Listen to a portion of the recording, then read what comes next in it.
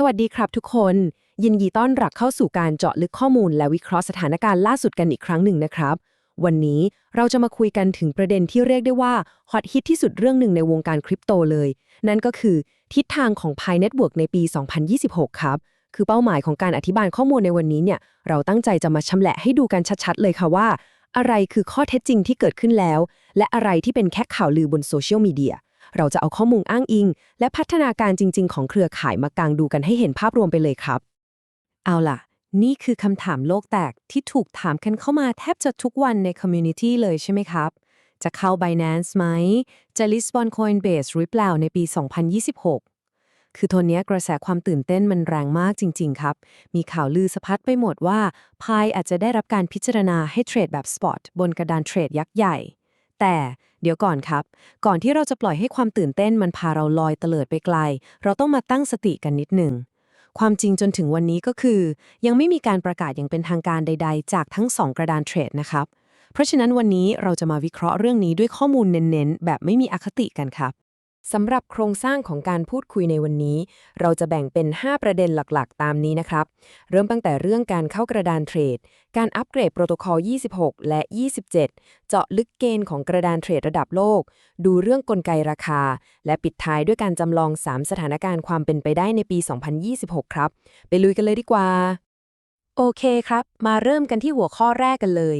ประเด็นเรื่องการเข้ากระดานเทรดเนี่ยถือเป็นสิ่งที่ทุกคนตั้งตารอคอยกันมาตลอดใช่ไหมครับลองมองย้อนกลับไปดูเส้นทางที่ผ่านมากันนิดนึงครับจะเห็นว่ามันมีก้าวที่สำคัญมากๆเกิดขึ้นเริ่มตั้งแต่ตอนเดือนกุมภาพันธ์ปี 2025 ที่ผ่านมาที่ Pi Network ตัดสินใจเปิดตัว Open Network อันนี้ถือเป็นจุดเปลี่ยนเลยนะครับเพราะมันคือการก้าวออกจากระบบปิดให้มาเชื่อมต่อกับโลกคริปโตภายนอกได้ ถัดมาในเดือนมีนาคมปี 2026 เราก็ได้เห็นเหรียญเข้าไปลิสต์ในกระดานเทรดที่อยู่ภายใต้การกำกับดูแลของสหรัฐอย่าง Kraken ซึ่งว้าวมาก ถือเป็นความก้าวหน้าครั้งใหญ่เลยล่ะครับ และล่าสุดก็คือเส้นตายในวันที่ 11 สิงหาคม 2026 ที่กลุ่มผู้รันโนดจะต้องอัปเกรดเป็นโปรโตคอล 26 ให้ทัน ทั้งหมดนี้มันฟ้องชัดเจนครับว่าเครือข่ายไม่ได้อยู่นิ่งๆ แต่มีการพัฒนาเดินหน้าอยู่ตลอดเวลา ทีนี้พยับมาดูเรื่องเทคนิคที่กำลังเกิดขึ้นกันบ้างครับกับ Protocol 26 และ 27 ว่ามันคืออะไรแล้วมันสำคัญยังไงหลายคนอาจจะสับสนนะครับอยากให้ทำความเข้าใจตรงนี้ให้ชัดเจนเลยว่าการอัปเกรดระบบกับการเข้ากระดานเทรดมันเป็นคนละเรื่องกันอย่างสิ้นเชิงเลยครับคือการอัปเกรดโปรโตคอลเนี่ยมันเป็นเรื่องของการทำบ้านให้แข็งแรงขึ้นเพิ่มฟังก์ชันเพิ่มความเสถียรให้กับระบบบล็อกเชนแต่การที่เหรียญจะเข้าไปอยู่ในกระดานเทรดได้มันเป็นการตัดสินใจของตัวกระดานเทรดเอง 100% ครับเขาต้องประเมินความเสี่ยงดูเรื่องกฎหมายดูสภาพตลาดไม่ใช่ว่าอัปเกรดระบบปุ๊บแล้วจะได้ลิสต์เข้ากระดานเทรดปั๊บนะครับอันนี้ต้องแยกให้ออกเลยอยากให้จำประโยคนี้ไว้เลยครับ Protocol 27 ไม่ใช่ปุ่มวิเศษกดสุดติดนะครับจึงอยู่ว่าการมาของ Protocol 27 มันทำให้โครงสร้างหลังบ้านแน่นปึกขึ้นแต่มันไม่ได้แปลว่า Binance หรือ Coinbase จะปูพรมแดงต้อนรับทันทีสุดท้ายแล้วเทคโนโลยีที่ล้ำหน้ามันต้องถูกเอาไปใช้งานจริงให้ได้ครับถ้าระบบอัปเกรดมาสดิบดีแต่ไม่มีใครเอาไปทำอะไรเลยผลกระทบต่อราคาหรือความน่าสนใจในสายตากระดานเทรดใหญ่ๆมันก็ยังแทบจะเป็นศูนย์อยู่ดีครับแล้วถ้าอย่างนั้นแพลตฟอร์มระดับท็อปอย่าง Binance หรือ Coinbase เขามองหาอะไรล่ะเรามาดูกันครับ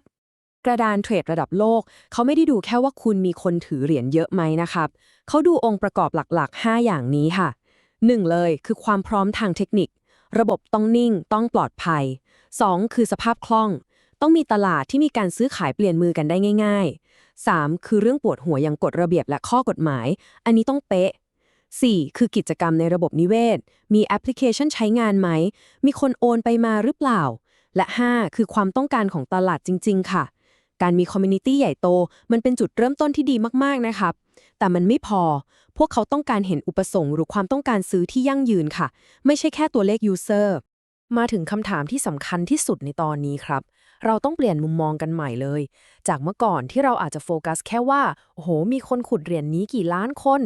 เปลี่ยนมาเป็นแล้วจริงๆพวกเราทำอะไรกับพายได้บ้างเราเอามันไปซื้อกาแฟได้ไหมมีร้านค้ารับชำระหรือเปล่าหรือมีแอปพลิเคชันเจ๋งๆที่ต้องใช้พายถึงจะเข้าถึงได้ไหมบอกเลยครับว่าถ้าเครือข่ายไม่สามารถสร้างความจำเป็นต้องใช้ในชีวิตจริงแบบนี้ขึ้นมาได้มูลค่าของมันก็จะเกิดขึ้นและยืนระยะได้อย่างยากลำบากมากๆครับพูดถึงเรื่องมูลค่างั้นเราลองมาดูเรื่องพื้นฐานเศรษฐศาสตร์กันนิดหนึ่งครับกลไกราคาและอุปทานของพายตัวเลขนี้แอบน่าตกใจนิดนึงนะครับ9เซนต์ข้อมูลจากหน้าติดตามราคาของ Binance ปัจจุบันแสดงให้เห็นว่าพายมีการซื้อขายกันอยู่ที่ราวๆ9เซนต์ซึ่งถ้าจำกันได้มันร่วงลงมาหนักมากจากจุดสูงสุดตอนปี 2025 ที่เคยไปแตะเกือบ$3ตัวเลขนี้มันกำลังเตือนสติเราครับว่าการมีคอมมูนิตี้ที่แข็งแกร่งไม่ได้แปลว่าราคาเหรียญจะต้องพุ่งทะยานเสมอไปราคามันถูกกำหนดด้วยสภาพคล่องการใช้งานจริงและสภาพตลาดคริปโตโดยรวมในช่วงเวลานั้นๆครับ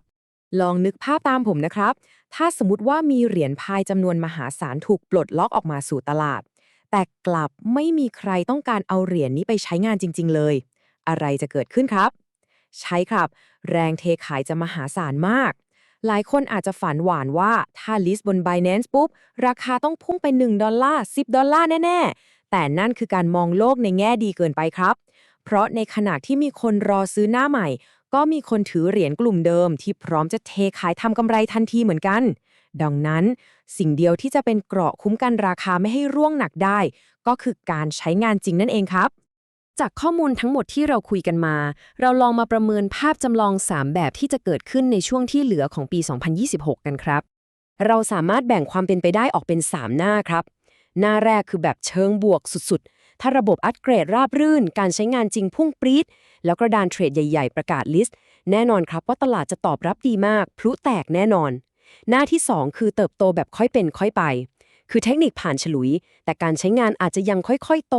และยังไม่มีกระดานเทรดใหญ่มาลิสต์แบบนี้โครงสร้างพื้นฐานก็จะค่อยๆถูกสร้างไปครับซึ่งมันไม่ได้แปลว่าล้มเหลวนะแค่ต้องใช้เวลา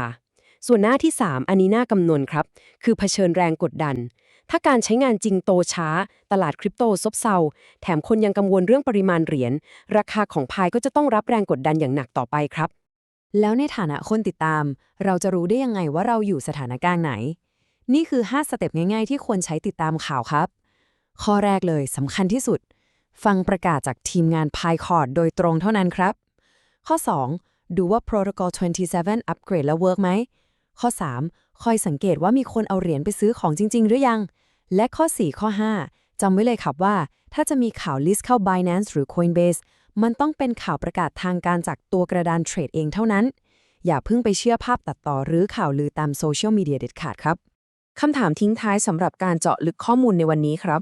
ท้ายที่สุดแล้วอนาคตของพายมันไม่ได้อยู่ที่ว่าใครจะปั่นกระแส